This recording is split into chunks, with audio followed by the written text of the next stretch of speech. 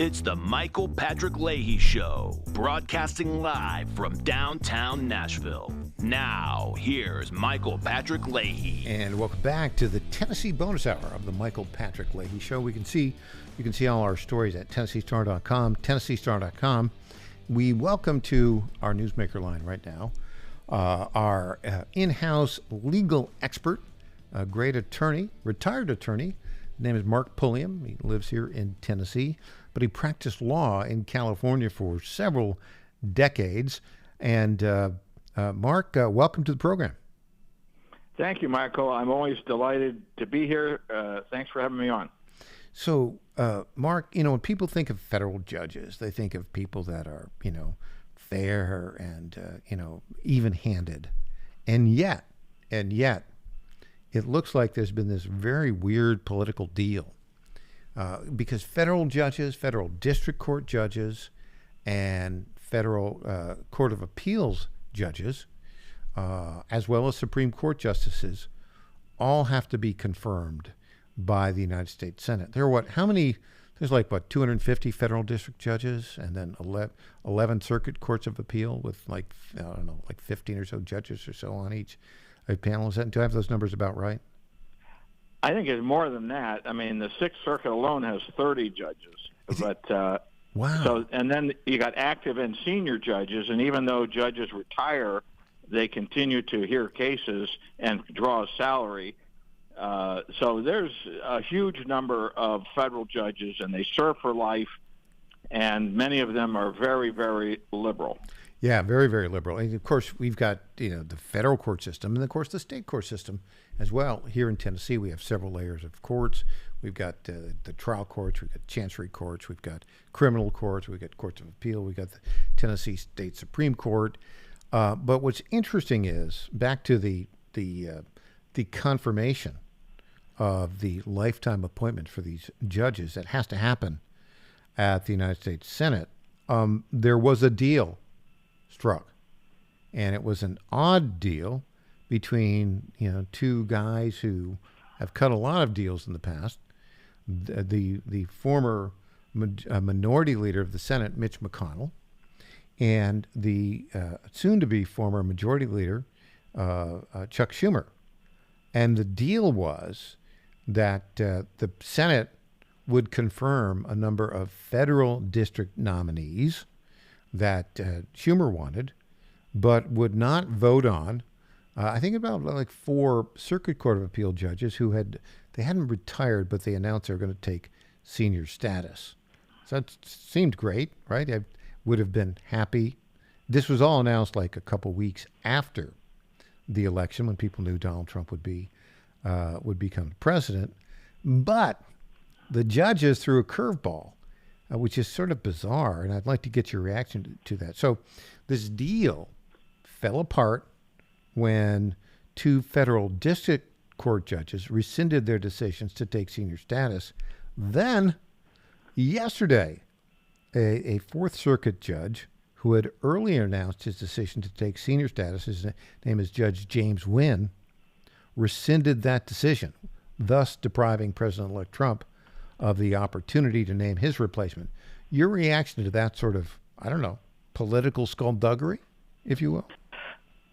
Well, yes, there's a heavy dose of politics in the judicial nomination and confirmation process, but it boils down to when you have a Democrat in the White House, he's going to appoint or nominate liberal judges to both the district court, the courts of appeal, and the Supreme Court. Look at the nut he put on the Supreme Court, who was prancing around on a Broadway stage. Let me just stop for a moment.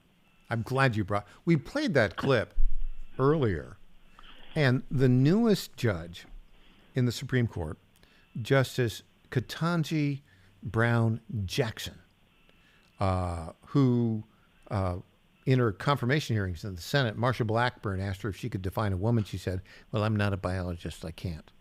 On Saturday, she performed in a Broadway show, the LGBTQ version of Romeo and Juliet. And she pranced around kind of like a goofy middle schooler, I thought. Is there any prohibition against a Supreme Court justice making a fool of themselves in such a way? Unfortunately not. I think there's judicial ethics that you can't make political statements, but you can act like a jackass, and she did. But all this proves that Joe Biden was the worst president in history. Oh. He appointed the worst judges in history.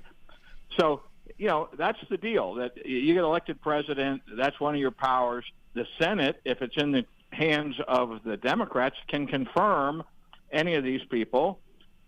These days, there's no Democrats. Everybody marches in lockstep. So it's strictly a matter of numbers. So Mitch McConnell's deal was not such a stupid deal that to give up on district court judges that would probably get confirmed anyway, spare the Republicans on the Judiciary Committee and in the Senate the need to be standing by when they could be, home campaigning, doing whatever. And these Court of Appeal judges who indicated they were going to take senior status but changed their mind. Well, most of them are in their 70s. They're going to retire someday. And so Trump could, be patient and fill those positions. And he'll have plenty of opportunity, and he's doing a good job on judicial appointments, including, if your reporting is correct in the Tennessee Star, in a story that you yourself wrote, the Tennessee Supreme Court justice who's being eyed for a position on the Sixth Circuit. Yeah, the little twist on that is, if you look at this, the deal that blew apart had to do with this Fourth Circuit judge, James Wynn, who on Monday, Fourth Circuit, that's not the one that covers Tennessee. The Sixth Circuit is one that covers Tennessee. The Sixth Circuit covers Tennessee, Kentucky, Ohio, and Michigan. The Fourth Circuit, I'm not sure exactly where they are, but that judge on Monday, the Court of Appeals judge, rescinded his decision. You really want the Court of Appeals. That's where law is made, right? Typically. Yeah, subject to review by the Supreme Court, but the courts of appeal are important. Yeah, they're very important.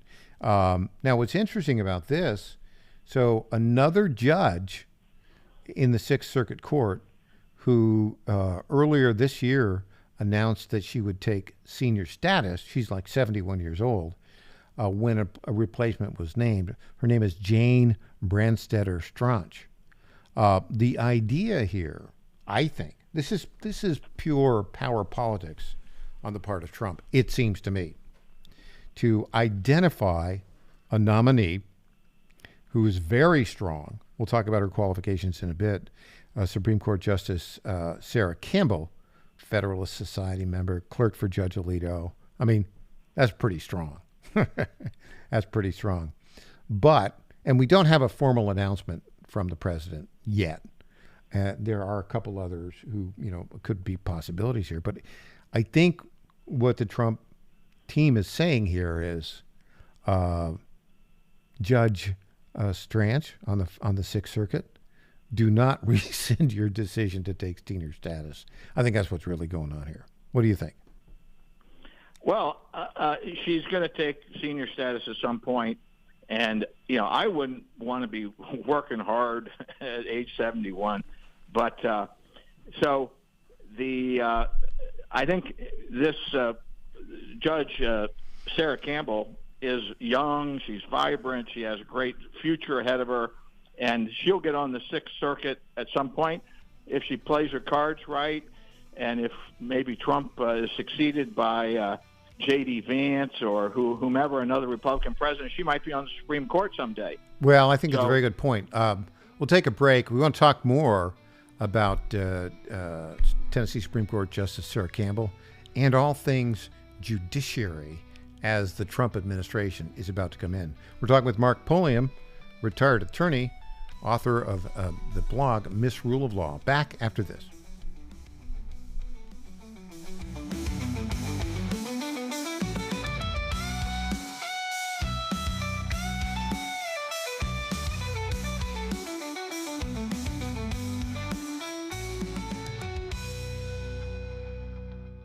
Hi folks, John Fredericks here for Freedom Alliance. Veterans are still struggling with the wounds of war. They came home with injuries that changed them forever. The flag-burning troublemakers in our streets remind me how fortunate we are to have patriots who served and fought, sacrificed, and never complained. We need to support them through organizations like the Freedom Alliance. It's Military Appreciation Month and time to support those who serve. Freedom Alliance is caring for combat veterans and military families. Combat veterans fought in the worst, most dangerous places on earth. Freedom Alliance takes them to nature's most relaxing locations so they can heal. Freedom Alliance gives injured troops mortgage-free homes, new cars, and all-terrain wheelchairs. For wounded vets, there's nothing like the stability of your own home, the reinsurance of a reliable vehicle, or the independence of a wheelchair that navigates snow, ice, beach, pasture, or most any terrain. Let's fight for those who fought for us. Go to freedomalliance.org/Godzilla and make a monthly gift that will improve the life of a military hero. That's freedomalliance.org/Godzilla. Make a contribution today. If you're like me, most moms find it difficult to prioritize self-care.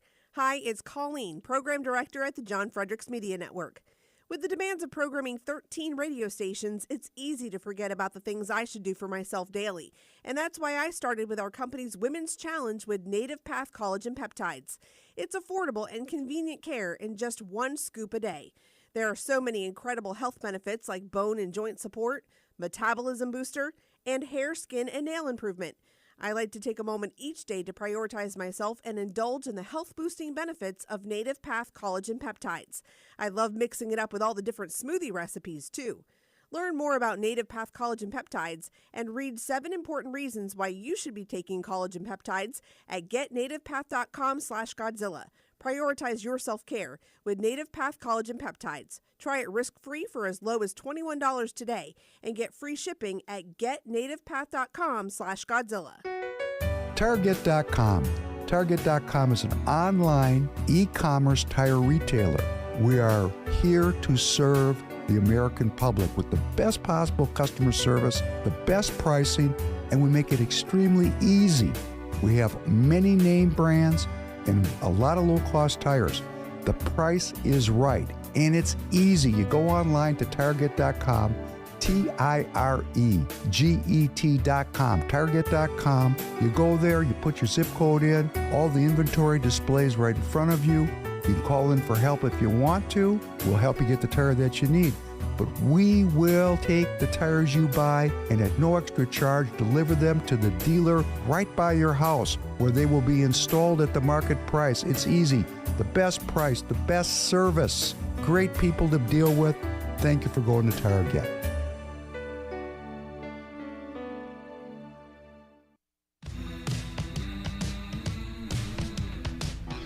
Welcome back to the Michael Patrick Leahy Show.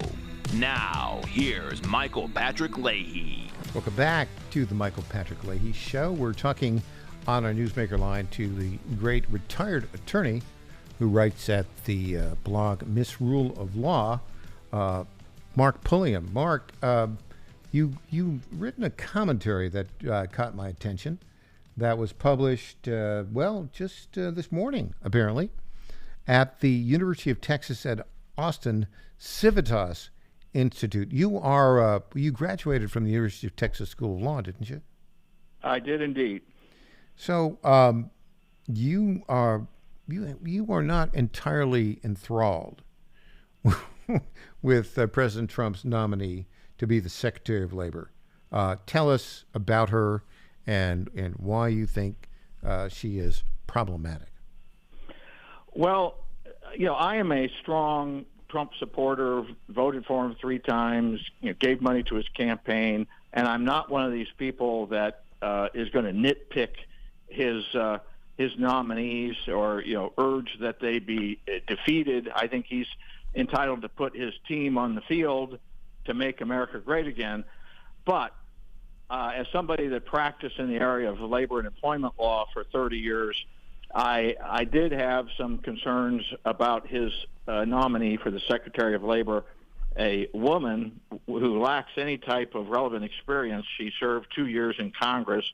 Her name is Lori Chavez DeRemer, just lost her seat in Oregon in this last election.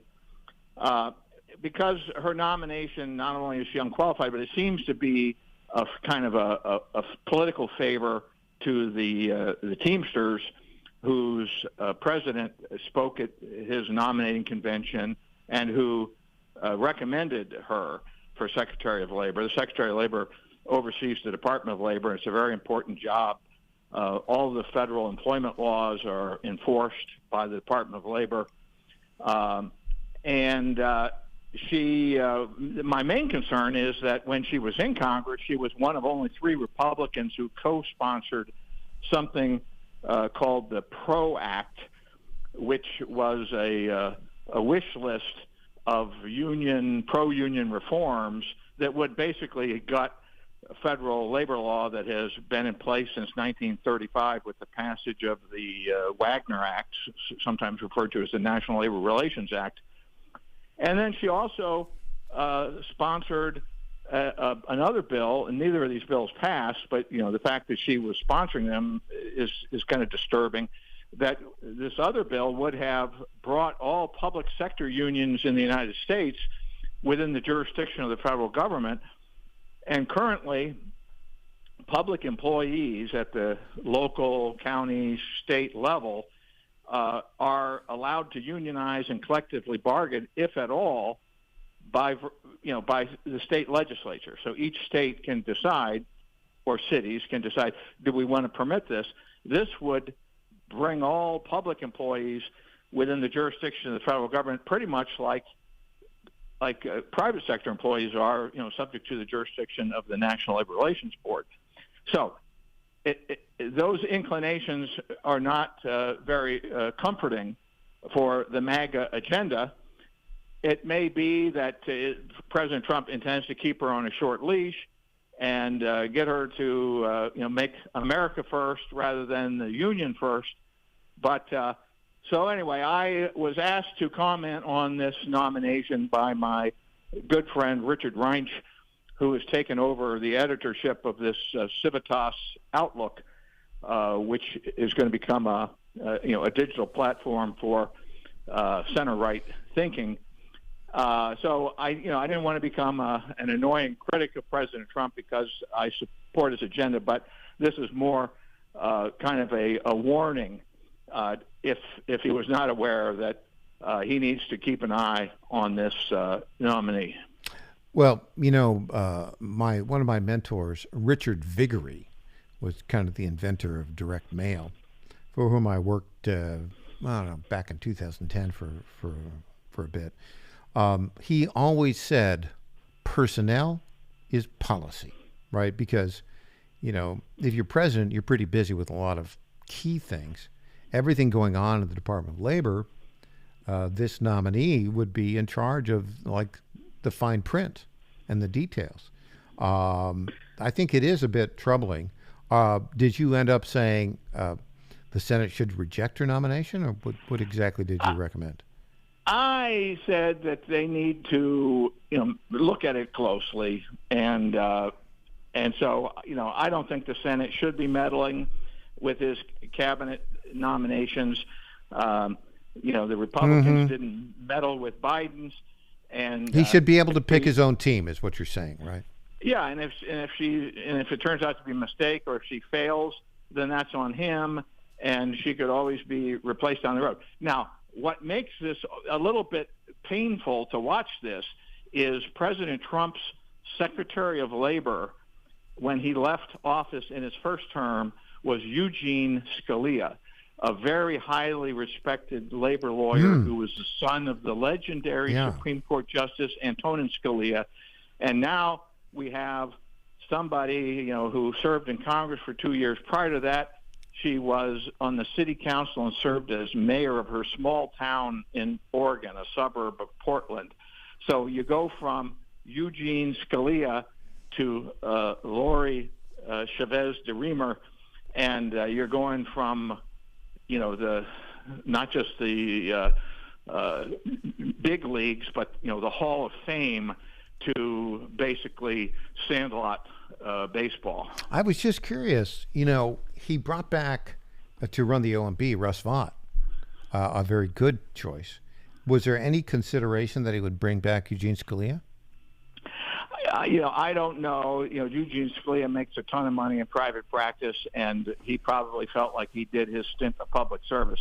I think this is part of, it's politics. That the Teamsters did a favor for him. He's going to do a favor for the Teamsters. That doesn't necessarily mean he's going to enact the union agenda, but he's being polite. And it may be also that this rep, she was in a very purple district in Oregon, and it may be that she voted for these things and sponsored these things not because she passionately believes in it, but because she was trying to avert being defeated by a Democrat. And in that, she failed because she was, taken out by a Democrat. So sometimes the politics of a district explain a lot of a candidate's or an office holder's squirrely voting record. Can I go back to basics with you on this? Do we need a Department of Labor? Well, I think we need it more than we need a Department of Education. I mean, because that's a very low bar, Mark. Yeah. Well, but so there are a lot of laws. So, we have all the wage and hour laws. We have ERISA. We have these, OSHA. Somebody has to oversee these things. The good news here is that the main agency that regulates unions, private sector unions in the United States, is the National Labor Relations Board. And that is sort of an independent agency with, political appointees, but it's not part of the Department of Labor. So if President Trump gets some good people, keeps good people on the National Labor Relations Board, there's only so much damage that she can do over there at the Department of Labor. When you were in private practice, was labor law was your area of specialty? Pretty much. Pretty much. Well, here's the big question for you. If the phone rang and it was President Trump and he said, Mark, I just have to have you in either the NLRB or the Department of Labor, what would you answer? Well, it would be hard to turn down a request from President Trump. I don't expect that call to come, but if it came, I think I would serve. Now, getting confirmed by the Senate, I've not been shy about expressing my opinion over the years, and I'm sure that. But you wouldn't be. Probably, I don't think you'd be particularly controversial, Mark, in any capacity. I mean, there might be some Democrats might give you a hard time, but Fetterman would probably be on your side. He might be. I have to say, I sent my resume in 2016 and never heard back. So, they have their own approach to this. Well, and, that's quite true. But they're doing a good job. Well, and I have a lot of friends who have an interest in serving, but if you think about it, I mean, they've got to hire how many, like 10,000 people to implement the president's plan? That's a lot of people. And so they're starting at the top level and they're moving down, right? But, next time I talk with the president, I'll be sure to recommend Mark Pulliam to serve in his administration. Well, I appreciate it. Because, me and Donald Trump, just like that. I have interviewed him a couple times, but there are others like my buddy Matt Boyle at Breitbart, who has probably interviewed Donald Trump like 100 times. I've interviewed him, I don't know, 3 or 4 times, maybe.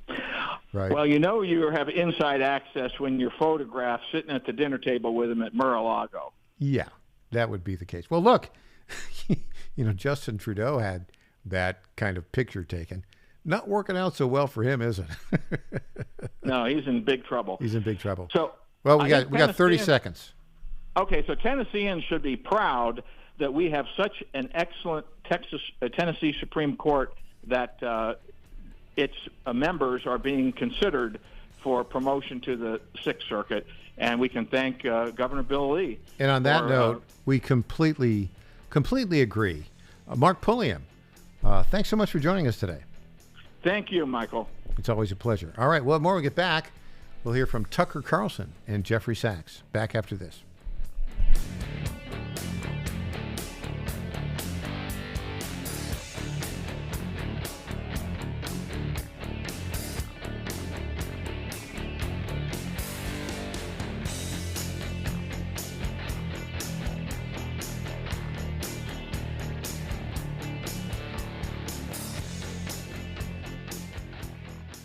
I want to say a few words about our friends at the Nashville Pizza Company, 2176 Hillsborough Road. The Nashville Pizza Company in Franklin reminds us that the current economic times have been tough on many families in our area, and many are finding it hard to make ends meet. Your donations of clothing or canned goods can make a difference for a family in need. During this holiday season, give from the heart so others can have a new start. That's courtesy of our friends at Nashville Pizza Company, 2176 Hillsborough Road in Franklin. They are always working to keep our community moving in a positive direction. My fellow Americans, my good friends, I've known them for a long time, at D.T. McCall & Sons have the deal of a lifetime for you, and nobody knows deals like I do. That much I can tell you. Nobody knows deals like I do.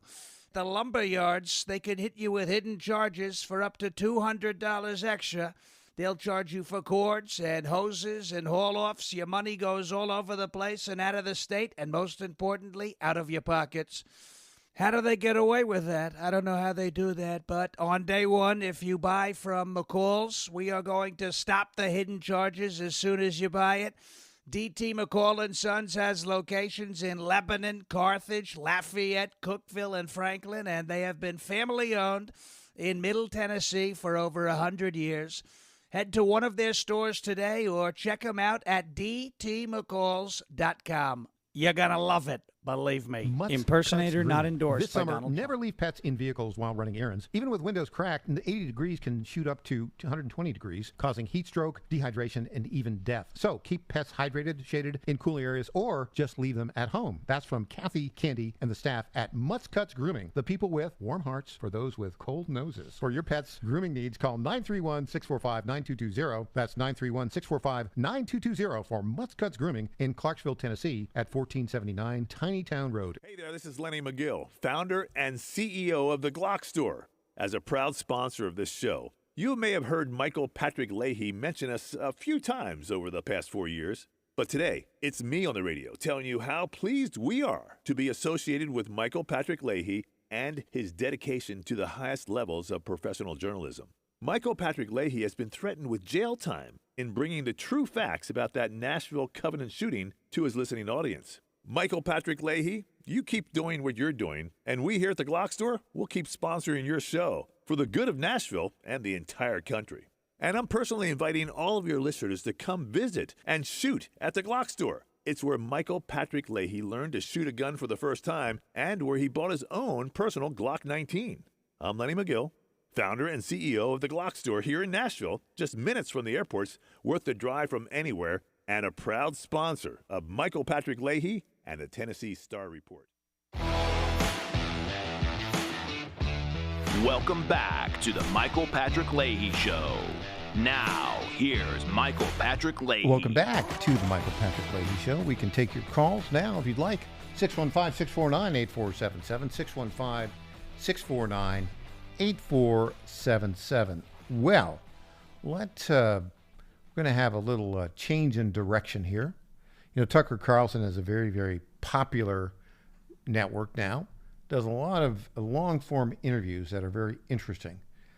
I don't always agree with his guests, but it's always worth trying to understand what the guest is saying. He did an interview with a professor of international economics at Columbia University. The professor's name is Jeffrey Sachs, S-A-C-H-S. Jeffrey was a classmate of mine at Harvard as an undergrad way back when. And I recall Jeffrey, I haven't talked to him since undergraduate days, but as a very friendly, helpful, intelligent fellow. In the several decades since we graduated, he's gone on to pretty high levels of academic, within the academic ranks, kind of center lefty, and a lot of the things that he talks about, I don't really align with, but then some of the things are kind of interesting. So in this interview, Tucker Carlson was talking about what went on in Syria and who's responsible for it. Now, the bottom line in this is Sachs, who's, as I said, I would call him sort of center lefty, maybe in some instances more lefty, but he said the Biden administration has been the worst foreign policy presidency in American history. On that, we agree. Now,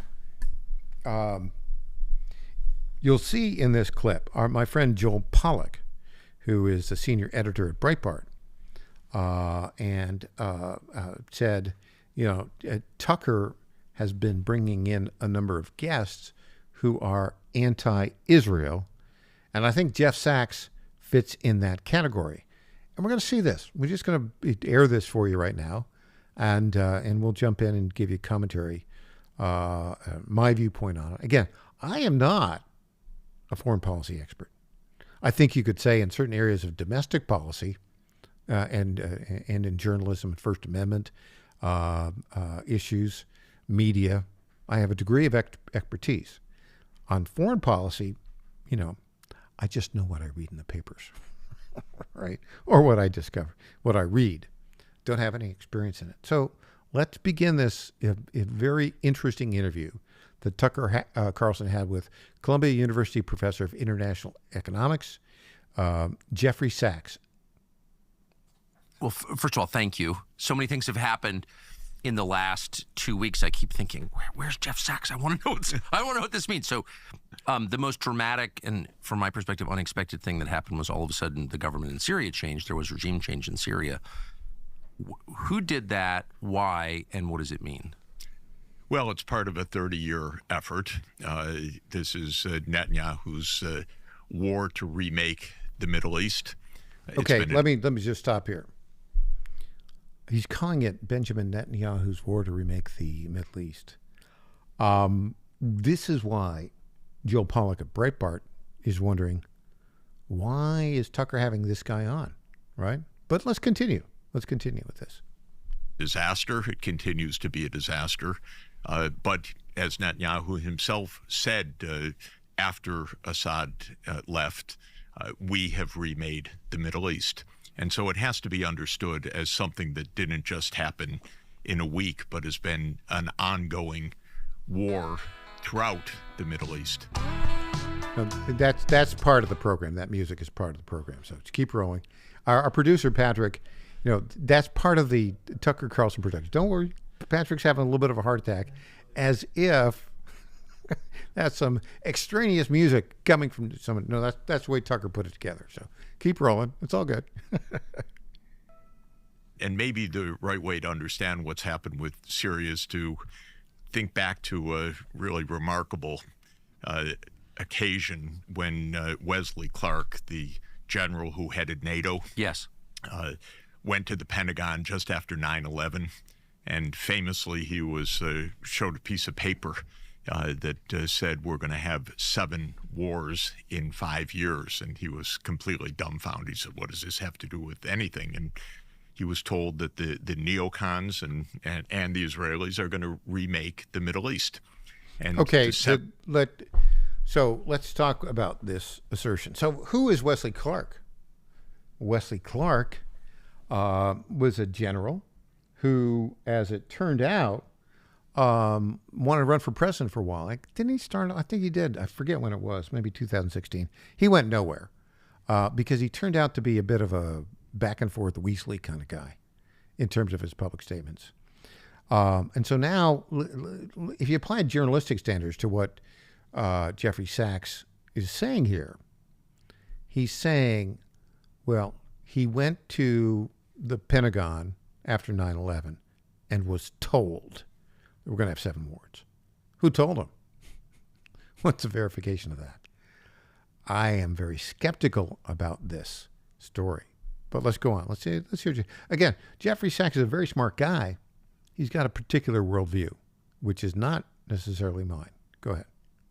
7 countries on the list are very telling. They were Lebanon, Syria, Iraq, Iran, and then in Africa, Libya, Somalia, and Sudan. And 7 countries, we've been at war in 6 of them now. And I mean we, the United States, on behalf of Israel, including in Syria. Let me just stop here. Note, again, I'm seeing obviously here why Joel Pollack of Breitbart is critical of Jeff Sachs in this interview. He said, we, on behalf of Israel, have been involved in 6 wars in these 7 countries? What's the evidence of that, Professor Sachs? I don't think so. But let's continue. And so what happened in Syria last week was the culmination of a long-term effort by Israel to reshape the Middle East in its image. That started with Netanyahu and his American advisors in 1996 in something called Clean Break, which was a political document that the Americans and Netanyahu made when Netanyahu became prime minister. After 9/11, it went into full gear, with the Iraq wars being the first of those wars. Clean break, what does that refer to? Clean break is we're going to make a clean break of the Middle East. A break with the past. We're going to break with the past. We're not going to have land for peace, which is the idea that Israel would have a Palestinian state next door. No, we're going to have greater Israel, and we're just going to bash anybody that doesn't like it. And we're going to do that by bringing down any government that supports the Palestinians. Okay, let me just stop for a moment here. He's asserting, I think, we'll see what it gets to, that Israel was behind bringing down Assad in Syria. I don't think there's any evidence to support that, but let's see what he has to say. It's a rather shocking amount of hubris. It has been, in my view, a complete disaster for the United States and for the Middle East. It has been Netanyahu's MO since 1996, actually, and he's been prime minister more than half the time since then. And the United States goes to war on his behalf. Okay, let's just stop. I don't think that's true at all. I think it sounds to me like my old classmate, Jeffrey Sachs, doesn't like Prime Minister Netanyahu. I mean, that's basically what it sounds like. And he's sort of blaming him for all these wars. The Middle East seems to be like a mess, right? Always is a mess. Always was a mess. Always will be a mess. My view on this, again, not a foreign policy expert, but my view on this is Israel is just trying to survive, and they're doing what it takes to survive. Let's continue with the Tucker Carlson interview of Jeff Sachs. And what happened in Syria is the culmination of that effort. So 7 wars in 5 years. Netanyahu came to the U.S. in 2002, after 9/11. Actually, he came in September 20th, 2001, if I remember correctly, and gave a speech that said, there's terrorism, but you don't fight the terrorists, you fight the governments that back the terrorists. That's the idea. So you go to war. You don't just have a kind of an anti-terrorism effort, you go to war. And the first of those wars was Iraq, but Syria was supposed to be exactly the next war. And the timeline was this remarkable idea of 7 wars in 5 years. Okay, let me top. He's repeating the 7 wars in 5 years. And yet he's given no provenance for it, right? Just the word of Wesley Clark that somebody at the Pentagon said 7 wars in 5 years. Now, there may be some support for that, but right now, just applying journalistic standards here to what Jeffrey Sachs is saying, it doesn't make any sense to me. But hey, he's a smart guy. He studied this for a long time. Let's see more of what he has to say. And I'm curious to see what Tucker Carlson does to press him on this. Here we go. According to all of the understanding that we now have from lots of insiders, from documents from the archives, what happened was the U.S. got bogged down in Iraq. There was the insurgency. We didn't move onward to the next war, which was to be Syria, which was to happen already 20 years ago. But in 2011... Let me just stop. I've never heard this before. I've never heard anybody say Syria was supposed to be the next war, right? That doesn't make a lot of sense before. This is the first time that I've heard it. I've seen nobody else support that. And of course, the Iraq War was supposedly take down Saddam Hussein. Again, I don't think, who's the big enemy of Israel? It's Iran. It's Iran that's the bigger enemy. During that period of time, as evil as Saddam Hussein was, he was a counterbalance to Iran, right? Because Iraq and Iran were in a big war. So I'm not buying it right now. But again, hey, let's see. Let's see what Jeff has to say. What really brought Assad down last week started under Obama. And this is also interesting. It doesn't really matter who's president. This is long-term deep state policy. Obama ordered the CIA to overthrow Assad. So that started in 2011. But why would Obama want to overthrow Assad? Because Israel has run American foreign policy in the Middle East for 30 years. That's how it works. We have an Israel lobby. We have this clean break strategy. We have a plan for 7 Okay, let's wars. just, none of this makes any sense. Because Sachs is claiming that Obama's attempt to, invade Syria was Obama acting on behalf of Israel. Look, I've looked at Obama. He's not a pro-Israel guy. So, anyways, I think we've probably reached the end of our interest in Jeffrey Sachs. When we come back, we'll have News Potpourri. I'm Michael Patrick Leahy.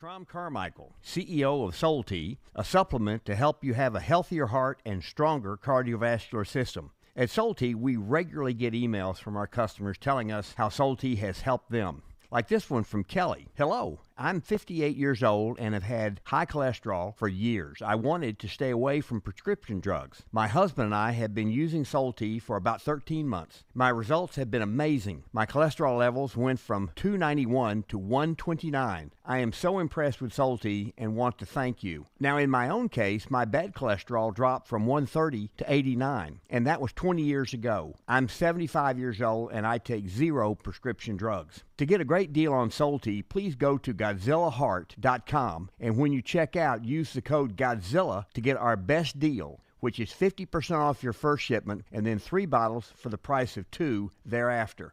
You don't have to live with a broken heart. Do you suffer from Try declining Soul Tea bone and today. joint health? Hi, it's Tina with the John Fredericks Media Network. And when I heard about our company's Women's Challenge, I jumped on the opportunity to test this amazing supplement that's already restoring my bone density, soothing my joint pain, and helping me regain lost mobility. I've experienced so many benefits in such a short time with Native Path Collagen Peptides because they support my bones and joints, boost my metabolism, and unleash the most radiant skin and hair since my 20s. In just 2 weeks, my knee stiffness is gone, and I'm already hitting the gym more aggressively.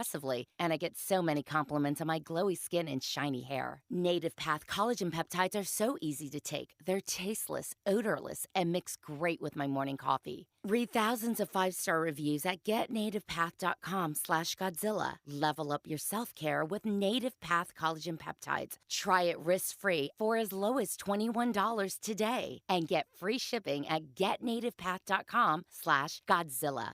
In 2008, the amount of concentrated time people could spend on a task without becoming distracted was 12 seconds. 5 years later, it was only 8 seconds, 1 second less than a goldfish. If you're often distracted or have trouble recalling information, you're likely to fall behind in the demanding, fast-paced 21st century. In other words, brain performance is more critical now than ever. Boost your brain power with Healthy Cells Focus Plus Recall. Science-backed nootropics to help you sharpen focus, concentrate longer, enhance recall, improve mental speed, learn rapidly, and be more alert. It's a pill-free brain supplement made with maximum absorption ingestible gel technology, designed to feed your brain at the cellular level. Take it for a test drive. Go to healthycell.com and use code GODZILLA for 20% off your first order of Focus Plus Recall. That's healthycell.com, code GODZILLA for 20% off. Welcome back to the Michael Patrick Leahy Show. Now, here's Michael Patrick Leahy. And welcome back to the Michael Patrick Leahy Show. It's that time of day again, folks. It's time for News Potpourri. I still love that schmaltzy music, don't you? Yes, indeed. Yes, indeed. News Potpourri. This is the portion of the program where we talk about those stories that are of note, don't necessarily merit a full segment, but have a touch of irony. Well, here we go. 33 days until Donald J. Trump becomes the 47th president of the United States. Can you wait that long? Oh, my goodness. This has got to be the longest 33 days in American history, isn't it? Can't wait for him to be back as president. He had a terrific news conference Monday morning. Did you watch that? It's like an hour and 15 minutes. It was a masterclass of dealing with the press. Have you noticed President Trump now having had an overwhelming mandate with the Electoral College, with a popular vote margin of victory, like 1.5 points? The guy is confident. He always was confident, but now he's confident and calm, cool. And that press conference, hour 15 minutes, they hit him with all sorts of questions, and he handled all of them just masterfully. Well done. Well done. Okay, so here, meanwhile, the Biden maladministration is doing everything it possibly can to goof up this transition. You saw this story that, all of the parts that they bought to build the wall while Trump was president, that basically Biden administration abandoned that effort. Now they're selling those parts for like 5 cents on the dollar. Guess what? The state of Texas is going to buy those parts. Now, having said that, I mean, that's good. Asterisk. What's the asterisk? I think, 4 years of like doing nothing with these parts. I'm not sure how good all of them are right now, but, I think it's a good step. Here's another story, kind of stunning. It is incredible, actually. Remember the story about Hillary Clinton and how Hillary Clinton was, in essence, using a private email and had like 30,000 emails that went to her private email? You're not supposed to do that. That's actually against the law.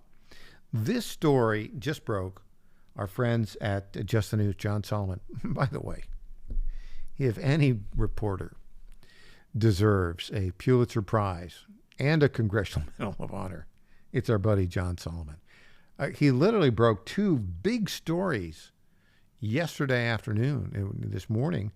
One was, of course, that the January 6th, that the House committee is referring the January 6th committee member Liz Cheney for criminal prosecution to the FBI. But the second is this story, and it's something else. Headline: Biden advisors used insecure, pseudonymous email accounts to brief him on sensitive foreign policy. Pseudonymous, a pseudonym, right? Where you pretend to be a certain name and you go by that certain name, but it's not your name. Here's the story at justthenews.com. New email records released by the National Archives show then Vice President Joe Biden was briefed about sensitive foreign policy matters by then advisor Antony Blinken. That guy, formerly of the law firm, wait for it, you know what I'm going to say, Winkin, Blinken, and Nod, on his private email account, including details about a failed North Korean missile launch. That's not good. Joe Biden, now president for 33 more long days, first faced scrutiny about potential private accounts after emails contained on Hunter Biden's infamous laptop showed the then vice president in the Obama administration was using an email address with a pseudonym to communicate about business and official matters with his son, other family members, and senior staff. One new email, part of several batches released by the National Archives pursuant to a Freedom of Information Act lawsuit, shows that in the hours following a North Korean missile launch in April 2012, Blinken who was then Biden's national security advisor, sent a message to the vice president's private email account, robinware456@gmail.com, with details about the sensitive national security matter. Quote, just in case you missed it, the North Korean rocket failed somewhere between the first and second stages. Will take some time to determine why. That is basically, that's illegal. And yeah, okay. You know where the story goes. Is getting a pardon? Yes, indeed. Getting a pardon will be Anthony Blinken, among others. And of course, every member of the Biden family is going to end up getting a pardon. Hey, we've got another breaking news. Robert F. Kennedy Jr. Has just been endorsed for the office of Secretary of Health and Human Services by Senator Rick Scott in Florida. That's good news. RFK Jr. picking up momentum, as is not just RFK Jr., but Pam Bondi, Pete Hegseth, Kash Patel.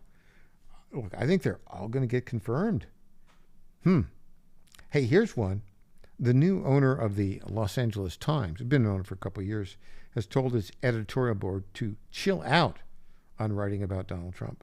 Yeah, I think so. I think people are really tired of all this, get Trump stuff. Here's one. By the way, if you remember what we said earlier today, if you watched the Mark Andreessen, listen to the video, he talks about how Elon Musk wins. He basically goes to all of it. Once a week, he goes to his 6 companies, so that's 6 days, and he figures out what's the biggest problem, and he focuses on solving that problem. That's why Trump won, because he put $275 million into a get-out-the-vote effort for battleground states. Guess who he's meeting with now? Nigel Farage, who's a member of Parliament, and who is probably going to be, wait for it, the next Prime Minister of the United Kingdom. Well, there you go. That is the Michael Patrick Leahy Show for today. We'll be back tomorrow, same time, same place. Thanks for joining us. I hope you have a great day, and read all these great stories at the Tennessee Star, TennesseeStar.com. Thanks.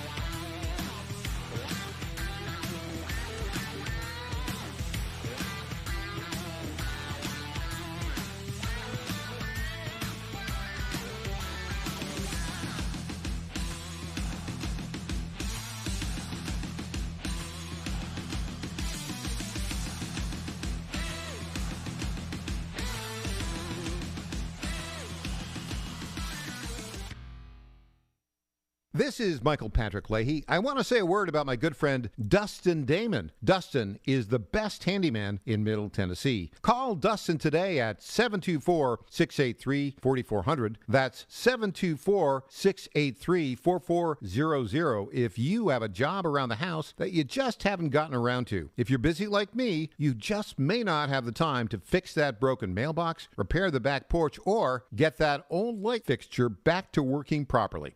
Do what I did. Call Dustin Damon today at 724-683-4400, and he will bring his truck and tools to your house and get that job done lickety-split. Dustin's main service area is Williamson County and the southern part of Davidson County. So call Dustin Damon, the best handyman in Middle Tennessee today, at 724-683-4400. Tell him you heard about him on the Michael Patrick Leahy Show. The Chief Team reminds listeners here that more and more veterans will be returning home over the next few years, and many are local. These heroes have elite military training and valuable professional skills, but they also need jobs too. That's why the Chief Team is encouraging all local businesses. Let's make it the year we hire smart and hire veterans. That's from the Chief Team, where they say service isn't just a courtesy, it's a commitment. For more information, call 931-444-3572. That's 931-444-3572 for the Chief Team in Clarksville.